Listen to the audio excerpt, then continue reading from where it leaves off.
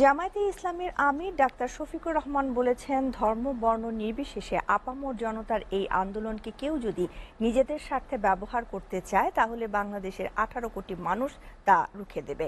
সকালে Dinajpur polytechnic institute মাঠে জামায়াতে ইসলামীর দিনাজপুর উত্তর জেলা শাখা আয়োজিত সমাবেশে প্রধান অতিথির বক্তব্যে তিনি একথা বলেন। এ সময় তিনি আরও বলেন, মানুষ এমন একটি শাসন ব্যবস্থা দেখতে চায় যেখানে বিশেষ পরিস্থিতিতে সংখ্যালঘুদের ঘরবাড়ি পাহারা দিতে হবে না। এখানে জন্মগতভাবে সকলেই বাংলাদেশের গর্বিত নাগরিক। মসজিদ যদি পাহারা দেওয়ার প্রয়োজন না হয় তাহলে মন্দিরে পাহারা দেয়া লাগবে কেন বলেও মন্তব্য করেন তিনি। এর আগে তিনি বৈষম্য বিরোধী ছাত্র আন্দোলনে নিহত রুদ্র সেনের বাড়ি পরিদর্শন করেন। এছাড়া যারা আহত হয়েছেন তাদের প্রতি সমবেদনা জ্ঞাপন করেন। দল ধর্ম নির্বিশেষে আপামর জনতার এই আন্দোলনকে কেউ যদি নিজেদের স্বার্থে ব্যবহার করতে চান তাহলে আবারও বাংলাদেশের 18 কোটি মানুষ তা রুখে দেবে।